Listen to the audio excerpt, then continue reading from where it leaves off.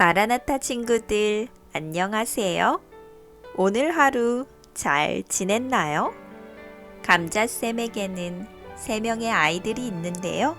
가끔 집에 와서 그날 학교에서 있었던 속상한 일에 대해 이야기를 하곤 한답니다. 어느 날은 이런 이야기를 하더라고요. 엄마, 오늘 학교에서 누구랑 누가 장난치고 떠들었는데 남자아이들이 다 같이 급식실에 늦게 가게 되었어요. 나는 잘못하지 않았는데 그 친구들 때문에 다 같이 늦었다고요. 정말 속상해요. 맞아요. 속상할 만 하지요. 우리는 종종 내가 잘못을 하지 않았어도 같이 벌을 받거나 불이익을 당하게 되곤 한답니다. 왜 그런 걸까요? 오늘의 이야기 시작하겠습니다. 빛을 전한 사람들 3권 13장 아간의 범죄입니다. 붕악을 울려라! 하하, 좋구나. 늘 오늘만 같으면 좋겠구나. 흥겨운 악기 소리가 울려 퍼집니다. 넓은 광장에 모닥불이 타오르고 주변에는 많은 곡식과 과일 그리고 맛있는 음식이 쌓여 있습니다.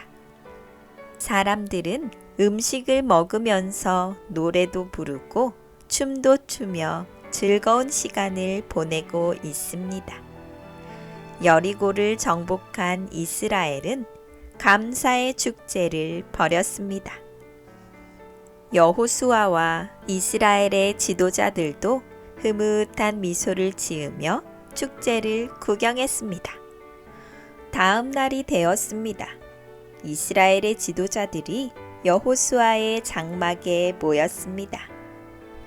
여기로부터 얼마 떨어지지 않은 곳에 아이라는 작은 성이 있어. 이제 그곳을 정복해야 할 때입니다. 정탐꾼들의 보고에 의하면 아이성은 매우 작은 성이라고 합니다. 군대도 얼마 없으니 금방 함락시킬 수 있을 것입니다. 그래요. 그렇게 작은 성을 정복하는데 모든 군대가 갈 필요도 없겠지요. 3천의 군대만 있으면 충분히 정복할 수 있을 거예요. 그래요. 좋습니다.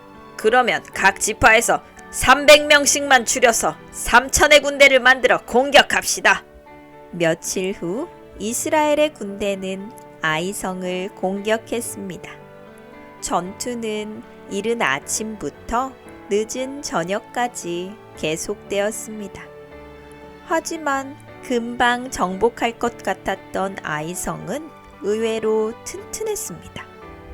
이스라엘은 큰 패배를 당하고 후퇴를 해야만 했습니다. 이런 수모는 없을 겁니다.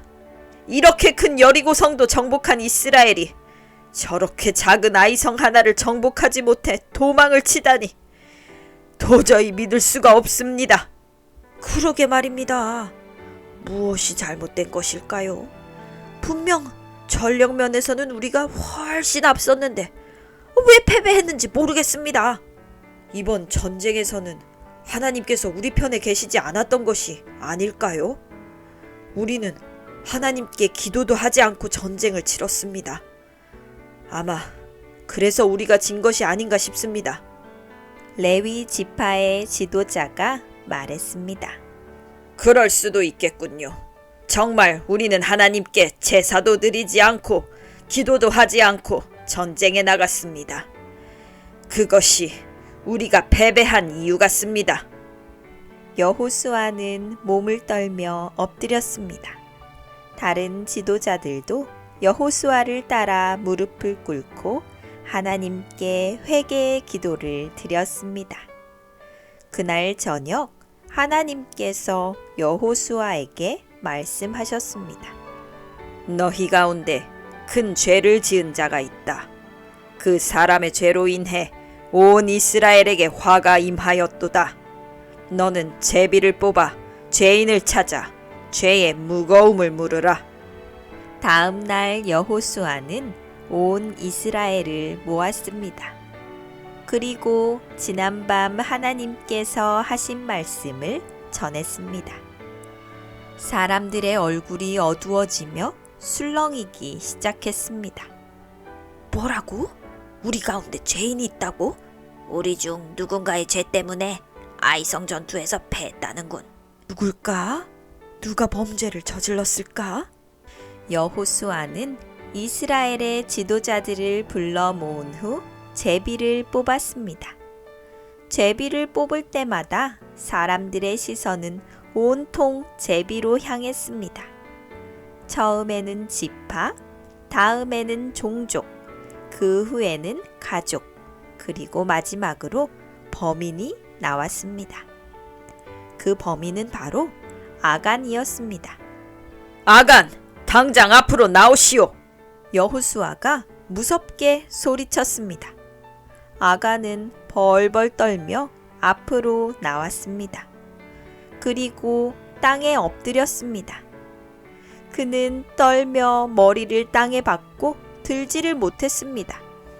당신은 무슨 죄를 지었소? 무슨 죄를 지었기에 하나님의 화가 우리에게 임한 것이오? 아간의 눈에서 눈물이 뚝뚝 떨어졌습니다. 땅을 짚은 손이 파르르 떨렸습니다. 죄송합니다. 제가 죽을 죄를 지었습니다. 재물에 눈이 멀어 여리고성에서 옷과 금은 보화를 챙겼습니다. 이스라엘이 당한 모든 일의 책임이 저에게 있습니다. 아간, 당신의 죄가 얼마나 큰지 아십니까? 당신의 죄로 인해 이스라엘 군사 수십 명이 목숨을 잃었소. 자녀를 잃은 부모의 심정을 헤아려 보았습니까? 또한 죽은 병사들의 아내들과 자녀들은 생각해 보았습니까? 당신의 죄는 옷과 금은 보화를 훔친 것에서 끝나지 않았습니다. 이스라엘 전체가 화를 입었소. 아간은 아무 말도 하지 못하고 눈물만 흘렸습니다. 아간의 가족 역시 모두 눈물을 흘렸습니다. 아간과 그의 가족, 그리고 그가 훔친 모든 재물을 아골 골짜기에 묻었습니다. 이스라엘 백성은 아간의 범죄로 인해 벌어진 모든 결과를 보며 하나님의 계명을 더욱 잘 지켜야겠다고 다짐했습니다. 며칠 후 이스라엘은 아이성과 다시 전투를 벌였습니다. 여호수아는 전쟁이 벌어지기 전에 먼저 하나님께 기도를 드렸습니다. 하나님께서는 여호수아에게 이번 전투에서는 이스라엘이 승리할 것이라고 말씀해 주셨습니다. 그리고 어떻게 하면 이길 수 있는지 그 방법까지 가르쳐 주셨습니다. 하나님의 말씀처럼 아이성 전투에서 이스라엘이 승리했습니다. 이스라엘의 승리 소식은 빠르게 가나안 지역으로 퍼져 나갔습니다. 여리고 성에 이어 아이성까지 무너지자 가나안 지역의 많은 나라가 이스라엘을 두려워했습니다. 잘 들었나요? 혹시 친구의 잘못 때문에 같이 벌을 받은 기억이 있나요? 아니면 나의 잘못 때문에 다른 사람이 함께 벌을 받은 기억이 있나요? 우리는 공동체 속에 살아갑니다. 그래서 원하지 않아도 공동체의 잘못을 함께 나눠져야 할 때가 있습니다. 친구들의 엄마, 아빠가 어렸을 적에는 학교에서 한 친구만 잘못을 해도 반의 모든 친구가 함께 벌을 받곤 했습니다. 그때에는 속상하고 이해가 가지 않았지만 나 때문에 다른 친구들도 벌을 받을 수 있다는 생각에 모두 서로 조심했던 기억이 납니다. 오늘 성경 이야기 속에 나온 아간의 죄 때문에 모든 이스라엘이 함께 책임을 져야 했습니다. 죄를 짓지 않은 다른 이스라엘 사람들의 입장에서 보면 이것은 매우 불공평한 일처럼 느껴집니다. 하지만 하나님께서는 죄가 얼마나 심각하고 무서운 것인지 이스라엘에게 가르쳐 주시고자 고통을 참고 무서운 결과를 허락하셨습니다.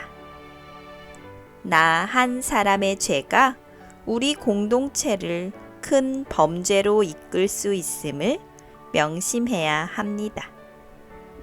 친구들과 어울려 지내다 보면 나쁜 행동을 하는 친구들이 있습니다. 그런데 그 친구와의 우정 때문에 나쁜 일을 함께 하는 친구들이 있습니다. 또는 우정을 핑계로 다른 사람에게 나쁜 행동을 요구할 때도 있습니다. 그렇게 서로 어울려 나쁜 행동을 계속하면 무서운 결과가 오는 것도 모른 채 분위기에 휩쓸려 계속 잘못된 행동을 하게 됩니다. 결국 나쁜 행동은 습관이 되고 나와 친구들을 멸망으로 이끌 수도 있음을 명심해야 합니다. 죄는 전염성이 있습니다. 그래서 하나님께서는 이스라엘에서 죄를 단절시키기 위해 이처럼 힘든 선택을 하신 거랍니다.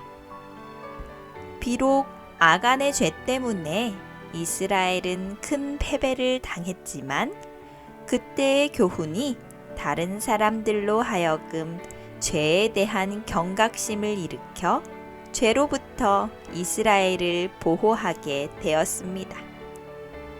이후로 이스라엘이 가나안을 정복하는 과정에서 또다시 아간의 죄는 반복되지 않았습니다. 하나님께서는 우리에게도 동일하게 죄에 대한 결과를 당하도록 허락하십니다. 그렇게 죄의 결과를 보았을 때 불평하는 것이 아니라 나의 죄에 대해 회개하고 돌아서야 합니다. 그렇게 한다면 우리는 더 큰 죄와 심판으로부터 안전할 수 있습니다. 우리 공동체 안에 죄가 전염되지 않도록 우리의 행동과 생각과 마음을 잘 지키는 마라나타 친구들이 되기를 감자쌤이 응원합니다.